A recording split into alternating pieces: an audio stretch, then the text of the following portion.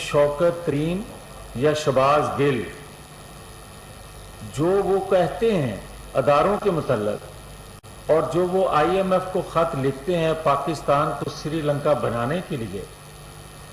ان کے ارادے جو ہیں اور ان کے پیچھے کون ہے، وہ عمران خان. اور وہاں تو تمام میرے تجزیہ نگار، میرے سینئر پاکستانی، میرے انتہائی ذمہ داران لوگ جو ہیں، علماء اکرام جو ہیں، جماعتوں کے سربراہان جو ہیں، وہ بات کرتے ہیں کہ حد ہو گئی، عمران خان تمام حدیں پھلانگ گیا، اس نے انتہا کر دی اور اس پہ ہر ایک نوٹس لینے کا مطالبہ کرے، اور پھر مطالبہ پورا ہو نہ ہو وہ بھی سب کے سامنے ہے. جس طرح ایف آئی آر ہوتی ہیں اور اس کے بعد پھر انتہائی معزز محترم عدالتوں سے دہشت گردی کی دفعات جو ہیں وہ ختم ہوتی ہیں، اور پھر جس طرح توشہ خانہ اور دیگر کیسز جو ہیں وہ لٹکائے جا رہے ہیں. اور یہ خاص طور پر اس وقت ہوا جب ایک امریکن ممبر جو رات کے اندھیرے میں اس کو ملتی ہیں، اس کے بعد اس کا پاکستان کے اداروں میں بیٹھے لوگوں کے بارے میں انتہائی سخت رویہ اپنا لینا، اداروں کو دباؤ میں لانے کے لیے اس کا واویلا کرنا، اور یہ کہنا اور یہاں تک بلکہ کہہ دینا کہ اگر ایکس وائی کا فون آئے تو اس کو اسی طرح دھمکی دو.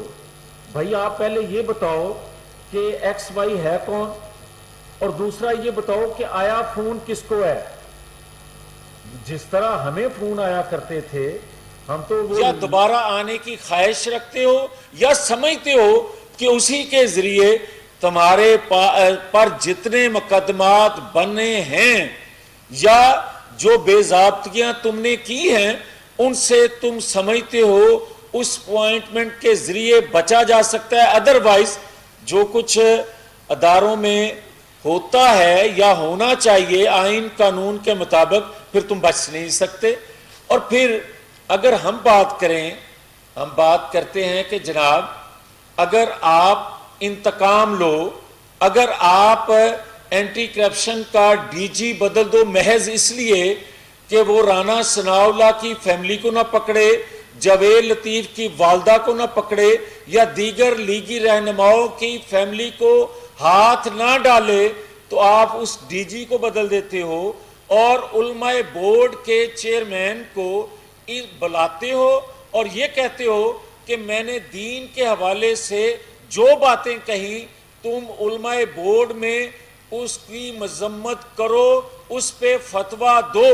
اور وہ انکاری ہو کہ تم نے اپنی زبان کو لگام نہ دی تو ریاکشن قوم کی طرف سے آئے گا، تم بھی محتاط رہو. وہ کہتا ہے تو تم اس کو بورڈ سے ہٹا دیتے ہو اور نیا چیئرمین اس کو لگاتے ہو. انتہائی قابل احترام تھے اس کے والد، میرا بڑا تعلق تھا فیصل آباد سے، ایک دینی گھرانہ ہے، اس کے بیٹے کو میرا بھتیجا ہے وہ، اس کو بلاتے ہو اور اس کو بلا کے اس سے پریس کانفرنس اپنے حق میں کراتے ہو، اور کل اس کو علماء بورڈ کا پنجاب کا چیئرمین لگا دیتے ہو کہ وہ باتیں اس طرح کرے گا. آپ ہمارے تک رہیں، آپ ہمیں ضرور انتقام کا نشانہ اپنی ہوس مٹانے کے لیے بناؤ، مگر میں پھر سے گزارش کر رہا ہوں کہ خدا کے لیے جو ہماری اسلامی اساس ہیں،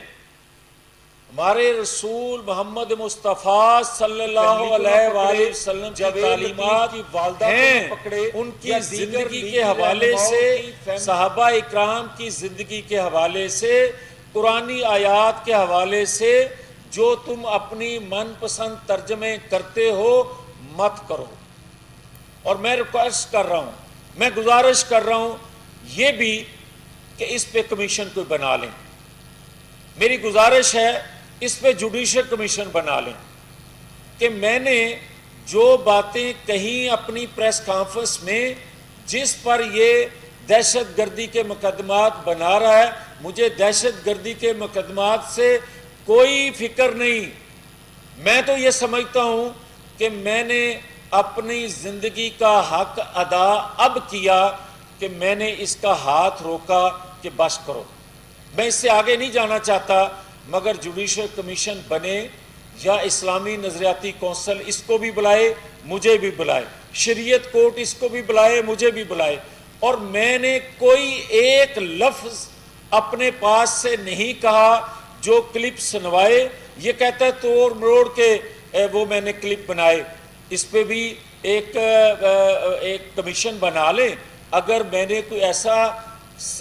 جرم سرزد کیا ہے تو مجھے سخت ترین اس کی سزا ملنی چاہیے. اور پھر یہ آج کیوں نہیں اٹھ کے کہتا کہ جو کچھ میں نے کہا میں نے غلطی سے کہا یا میری زبان پھسل گئی. اور بھائی تمہیں تو آج تک شرم اس بات پہ بھی نہیں آ رہی کہ 1 2 10 دفعہ ہوتا ہے، تم تو بار بار جو کچھ کہہ رہے ہو ہماری زبان زیب نہیں دیتی، بس کرو. مگر پھر بھی یہ گزارش کروں گا کہ حکومتیں بنتی ٹوٹتی رہتی ہیں. بڑی جدوجہد کے بعد قوم نے بڑی قربانی دی ہے. قوم نے اس کے لیے بڑے سارے مراحل، کئی سال کی جدوجہد کے بعد اگر اس کو یہ سننے میں آ رہا ہے کہ ہم نیوٹر ہیں تو خدا کے لیے انہیں نیوٹر رہنے دیں. خدا کے لیے جو ہم سن رہے ہیں کہ ہم نیوٹر ہیں، خدا کرے یقینی طور پر ایسا ہو جائے. مگر کل جہاں کھڑے ہو کر، جس ضلع میں کھڑے ہو کر تم نے جلسہ کیا اور جو زبان بولی، اس کے تمام انتظامات جس نے کیے وہ بھی ہمارے علم میں ہے. یہ مت سوچو کہ تم چوری چھپے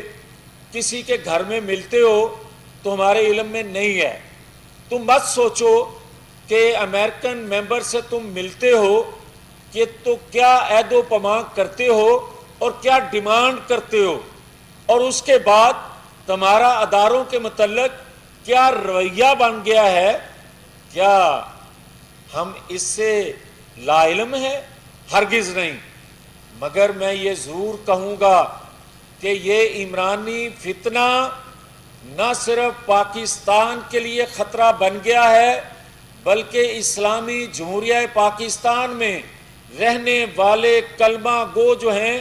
ان کے ایمان پر وار کر رہا ہے، ان کے جذبات پر وار کر رہا ہے. اگر اس کے دباؤ میں مزید وقت ضائع کیا گیا